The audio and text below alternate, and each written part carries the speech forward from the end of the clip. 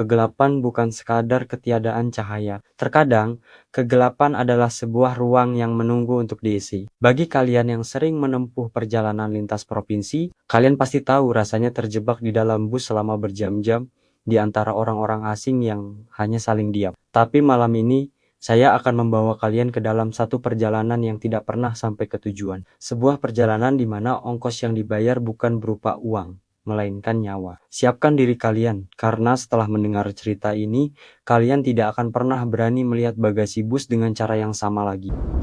Garis akhir jam 3. Terminal Giwangan di penghujung tahun selalu memiliki aroma yang khas. Perpaduan antara asap knalpot tua, aspal basah, dan aroma makanan basi dari warung remang-remang yang hampir tutup. Aris menarik kerah jaketnya, berusaha menghalau angin malam yang menusuk hingga ke tulang. Jarum jam di pergelangan tangannya menunjukkan jam 23:45. Suasana terminal nyaris lumpuh. Hanya ada satu atau dua tunawisma yang meringkuk di bangku semen yang dingin. Aris harus pulang. Kabar melalui telepon sore tadi membuatnya tidak punya pilihan. Ibunya kritis di rumah sakit di Surabaya, dan bus malam adalah satu-satunya transportasi yang tersisa setelah ia ketinggalan kereta terakhir. "Bus tujuan Surabaya masih ada, Pak?" tanya Aris pada seorang petugas kebersihan yang sedang menyapu sampah plastik dengan malas. Petugas itu berhenti sebentar, menatap Aris dengan mata yang tampak kelelahan, lalu menunjuk ke arah ujung peron yang paling gelap. Antar Senja, peron 9. Biasanya dia telat, tapi kalau sudah datang, dia nggak akan menunggu lama. Aris berjalan menuju peron 9. Di sana, lampu neon di atasnya berkedip-kedip, mengeluarkan suara mendengung yang mengganggu telinga. Tak lama kemudian, sebuah bus tua dengan bodi yang tampak berkarat di beberapa sisi muncul dari kegelapan. Tidak ada lampu interior yang menyala, hanya dua lampu depan berwarna kuning kusam yang membelah kabut tipis. Di kaca depannya tertulis papan kayu bertuliskan Antar Senja Surabaya. Pintu bus terbuka dengan suara mendesis yang panjang, seperti suara napas orang yang sedang sekarat. Seorang kondektur turun. Pria itu mengenakan seragam safari yang sudah luntur warnanya menjadi abu-abu kecoklatan. Wajahnya sangat pucat dengan kerutan yang begitu dalam hingga menyerupai bekas luka. "Naik, Mas." Suara kondektur itu serak seperti dua amplas yang digosokkan menjadi satu. "Iya, Pak, masih ada kursi." "Selalu ada kursi untuk yang mau pergi jauh," jawabnya misterius. Aris berjalan ke samping bus untuk menaruh tas ranselnya ke dalam bagasi. Kondektur itu membukakan pintu bagasi besi yang berat. Saat pintu itu terangkat, sebuah aroma busuk yang sangat menyengat langsung menyambar hidung Aris.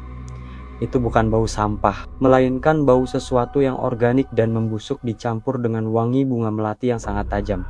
Perpaduan yang sangat tidak lazim. Di sudut dalam bagasi, di antara tumpukan ban bekas dan rantai karatan, tergeletak sebuah koper hitam. Koper itu berukuran sangat besar, mungkin cukup untuk menampung tubuh seorang pria dewasa yang ditekuk. Bahannya terbuat dari kulit binatang yang kasar dan berwarna hitam legam yang tidak memantulkan cahaya sedikit pun. Yang aneh adalah, koper itu dililit oleh rantai besi berkarat dan digembok dengan 3 kunci besar yang berbeda. Aris sempat terdiam, ia merasa seolah koper itu berdenyut. "Itu barang siapa, Pak? Kok dirantai begitu?" tanya Aris, mencoba memecah kecemasan. Kondektur itu tidak menoleh. Ia mengambil ransel Aris dengan kasar dan melemparkannya ke samping koper hitam tersebut. "Hanya titipan orang. Jangan banyak tanya kalau mau selamat sampai tujuan." "Brok!" Pintu bagasi dibanting tutup. Getarannya terasa hingga ke aspal. Aris menelan ludah. Rasa tidak enak mulai menjalar di tengkuknya. Namun, pikirannya tentang sang ibu mengalahkan logika sehatnya. Ia melangkah naik ke dalam bus. Di dalam bus, suasananya jauh lebih menakutkan. Lampu kabin hanya menyala sangat redup berwarna biru pucat. Hanya ada 4 penumpang lain. Di baris depan, seorang wanita tua dengan kerudung hitam yang menutupi seluruh wajahnya. Di baris tengah, sepasang suami istri yang duduk kaku, menatap lurus ke depan tanpa berkedip. Dan di baris belakang, seorang pria paruh baya yang terus-menerus bergumam dalam bahasa yang tidak dipahami Aris. Aris memilih duduk di baris tengah, tepat di atas posisi bagasi tadi. Saat ia duduk, ia merasakan getaran yang tidak berasal dari mesin bus. Itu adalah getaran teratur duk, duk, duk.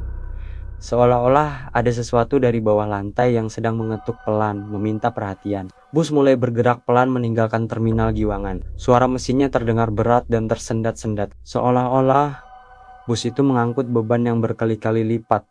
lebih berat dari kapasitas aslinya. Aris menyandarkan kepalanya ke kaca jendela yang dingin dan berembun. Di luar, pemandangan kota mulai digantikan oleh deretan pohon jati yang gelap dan rapat jalur alas roban yang terkenal angker. Suara ketukan di bawah lantai tadi tidak berhenti, justru semakin jelas.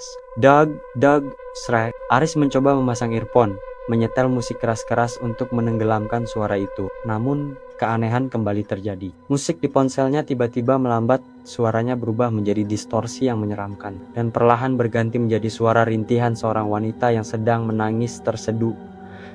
Aris terlonjak dan melepas earphone-nya. Ia menoleh ke penumpang di sebelahnya, pasangan suami istri tadi. Mereka masih dalam posisi yang sama. Kaku, Aris baru menyadari sesuatu yang mengerikan. Sepanjang perjalanan ini, tak satu pun dari mereka terlihat bernapas. Dada mereka tidak naik turun. "Permisi mas mbak," panggil Aris gemetar. Tidak ada jawaban. Aris memberanikan diri menyentuh bahu pria itu. Dingin. Kulitnya terasa seperti menyentuh daging ayam yang baru dikeluarkan dari freezer. Pria itu perlahan menoleh ke arah Aris. Lehernya mengeluarkan suara krak yang keras, seolah tulang lehernya sudah patah. Saat wajahnya terlihat, Aris nyaris berteriak. Mata pria itu tidak memiliki pupil, hanya bagian putih yang tertutup selaput merah darah. "Jangan bangunkan dia," bisik pria itu dengan suara yang keluar dari tenggorokan yang bolong. Tiba-tiba, bus berguncang hebat. Sopir bus membanting setir ke kiri dan ke kanan menghindari sesuatu yang tidak terlihat. Aris melihat ke arah depan, ke arah kaca sopir. Di sana, di tengah jalan yang gelap, terlihat bayangan hitam besar yang melintas. Tapi yang lebih mengerikan adalah apa yang dilakukan sopir itu. Ia tertawa, suara tawanya melengking tinggi, menembus kesunyian malam. "Bau melatinya makin kuat, mas." Tiba-tiba wanita tua di baris depan bersuara. Ia tidak menoleh, tapi Aris bisa melihat pantulan wajahnya di kaca bus. Wanita itu menangis darah. Aris menunduk ke lantai. Di sela-sela sambungan lantai bus yang terbuat dari plat besi, ia melihat cairan hitam kental mulai merembes keluar. Cairan itu berbau anyir dan busuk, bau yang sama dengan yang keluar dari bagasi tadi. Cairan itu mulai membasahi sepatu Aris. Penasaran yang bercampur ketakutan luar biasa membuat Aris nekat. Ia teringat ada celah kecil di bawah kursi belakang yang biasanya digunakan untuk memeriksa kabel lampu atau bagian mesin. Ia merangkak ke belakang, mengabaikan tatapan kosong dari penumpang lain. Ia membuka penutup kecil di lantai itu dan mengintip ke bawah, ke ruang bagasi yang gelap. Dengan bantuan lampu senter ponselnya yang gemetar, ia mengarahkan cahaya ke sudut tempat koper hitam itu berada. Koper itu sudah tidak berada di pojok. Koper itu kini berada tepat di bawah kursinya. Dan yang membuat jantung Aris seolah berhenti berdetak adalah rantai koper itu sudah terlepas. Gembok-gemboknya berserakan di lantai bagasi dalam keadaan hancur, seperti dipaksa dibuka oleh kekuatan yang sangat besar dari dalam. Tutup koper itu terbuka sedikit, sekitar 10 cm. Dari celah itu, Aris melihat sesuatu yang akan menghantuinya selamanya. Sepasang mata merah menyala menatap balik ke arahnya dari dalam koper. Bukan mata manusia. Mata itu besar, tanpa kelopak, dan penuh dengan kebencian murni. Rambut hitam panjang yang lengket oleh cairan hitam mulai merayap keluar dari celah koper seperti tentakel yang mencari mangsa. Aris terjerat. Rambut itu dengan cepat melilit pergelangan kaki Aris melalui celah lantai. "Tidak, lepaskan!" teriak Aris histeris.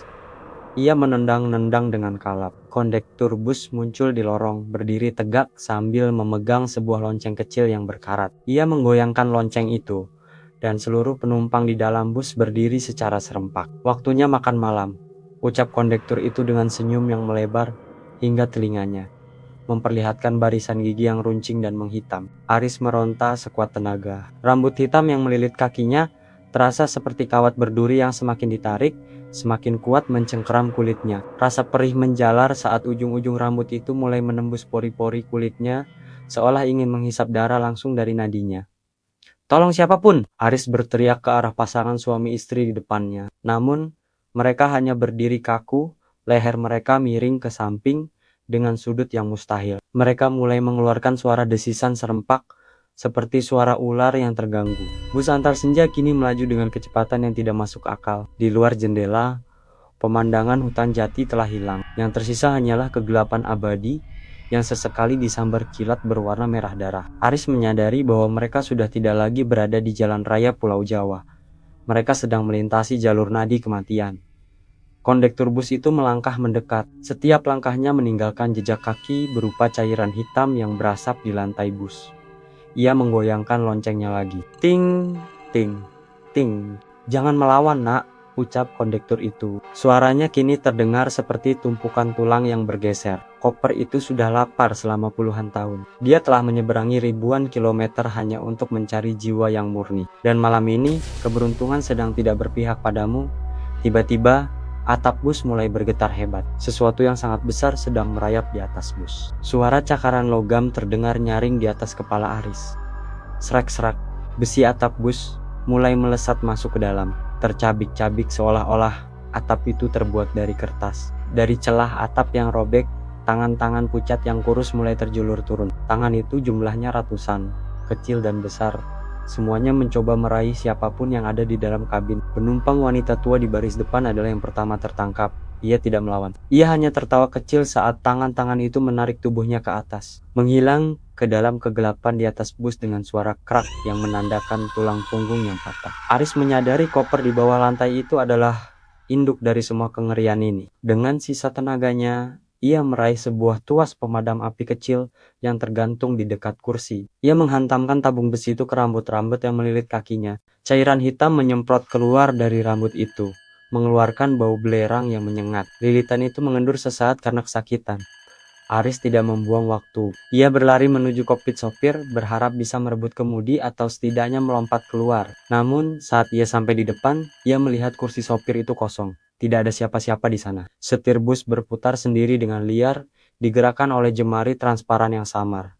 Pedal gas terinjak sendiri hingga menyentuh lantai. Bus itu sedang menuju sebuah jurang tanpa dasar yang terlihat di kejauhan sebuah lubang hitam raksasa di tengah dimensi merah itu. "Sopirnya di mana? Sopirnya!" Aris berteriak gila. Kondektur yang berdiri di tengah lorong menunjuk ke arah koper hitam yang kini sudah terbuka lebar di lantai bus. Di dalam koper itu, Aris melihat wajah sang sopir. Wajahnya terpotong-potong, tersusun rapi di dalam koper seperti pajangan. Namun matanya masih berkedip, memohon pertolongan yang tidak akan pernah datang. Koper itu mulai menyedot udara di sekitarnya. Aris merasakan tubuhnya tertarik ke arah mulut koper yang menganga. Itu bukan sekadar kotak, itu adalah pintu gerbang menuju neraka kecil yang tak akan pernah berakhir. Bus menghantam tepi jurang. Namun bukannya jatuh, bus itu justru melayang di udara, tertahan oleh ribuan rantai gaib yang muncul dari kegelapan. Keheningan total seketika menyelimuti kabin. Penumpang-penumpang kaku tadi kini berlutut mengelilingi koper hitam tersebut.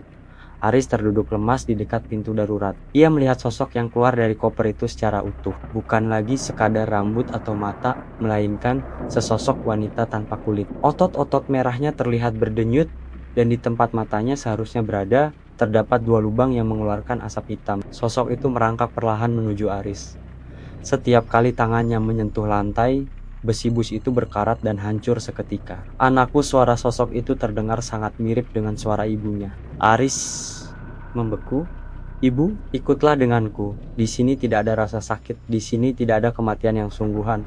Sosok itu mengulurkan tangan yang bersimbah cairan hitam. Aris nyaris luluh, keinginan untuk bertemu ibunya mengalahkan rasa takutnya. Namun, saat ia hendak menyambut tangan itu, ia melihat kilasan di dalam lubang mata sosok itu. Ribuan jiwa yang menjerit, disiksa dalam kegelapan koper selama berabad-abad. Itu bukan ibunya. Itu adalah penyesalan yang menyamar. "Kau bukan ibuku!" Aris berteriak. Ia menggunakan tabung pemadam api tadi dan memecahkan kaca jendela samping dengan seluruh kekuatannya. Piar. Udara dingin dari luar menghisap semua yang ada di dalam. Aris memegang erat pegangan kursi, sementara sosok tanpa kulit itu menjerit melengking, suara yang bisa menghancurkan gendang telinga. Kondektur mencoba menangkap Aris, namun Aris menendang wajah pria pucat itu hingga hidungnya amblas ke dalam. Dengan nekat, Aris melompat keluar dari jendela bus yang sedang melayang di dimensi hitam itu. Ia merasa seperti jatuh bebas ke dalam sumur tanpa dasar.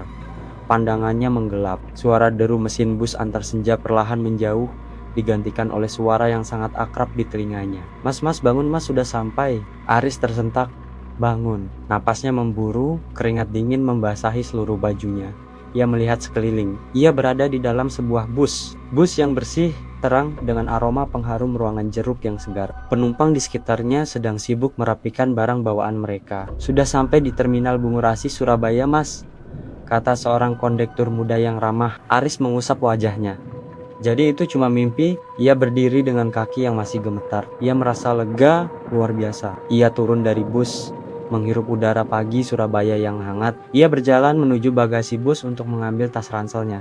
Kondektur muda itu membukakan pintu bagasi. Aris mencari tasnya. Namun, jantungnya berhenti berdetak saat ia melihat apa yang ada di sudut paling dalam bagasi bus yang terang itu. Sebuah koper hitam besar tua dan dililit dengan rantai besi yang berkarat. Aris mundur beberapa langkah, wajahnya pucat pasi. Ia melihat ke arah pergelangan kakinya. Di sana, di balik celana jeansnya, terdapat bekas luka bakar berbentuk lilitan rambut yang masih memerah dan terasa perih.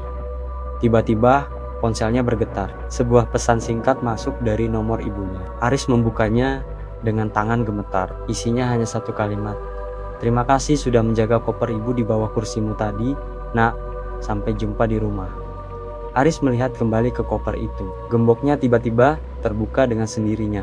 Klek, dan dari celah koper, sebuah jemari pucat melambai kecil ke arahnya. Aris tidak pernah sampai ke rumah ibunya. Polisi menemukan tas ranselnya tertinggal di terminal, namun pemiliknya menghilang tanpa jejak. Dan hingga hari ini, beberapa penumpang bus malam masih sering melaporkan melihat seorang pemuda yang duduk di baris tengah, terus-menerus menangis sambil menunjuk ke arah lantai bus, tempat sebuah koper hitam tersembunyi. Terima kasih telah mendengarkan hingga akhir. Cerita ini mengingatkan kita bahwa terkadang perjalanan yang paling berbahaya bukanlah yang kita tempuh dengan kaki, melainkan yang kita tempuh dengan rasa takut kita sendiri. Jangan biarkan diri kalian sendirian di kegelapan malam ini. Klik tombol subscribe dan nyalakan loncengnya, agar kalian selalu mendapatkan update cerita horor terbaru dari channel ini. Berikan like jika kalian merasa merinding, dan bagikan video ini ke teman perjalanan kalian. Apakah kalian punya cerita serupa saat naik bus malam? Ceritakan di kolom komentar di bawah. Saya Garis Akhir Jam 3 pamit. Tetaplah waspada karena kita tidak pernah benar-benar sendirian. Sampai jumpa di teror berikutnya.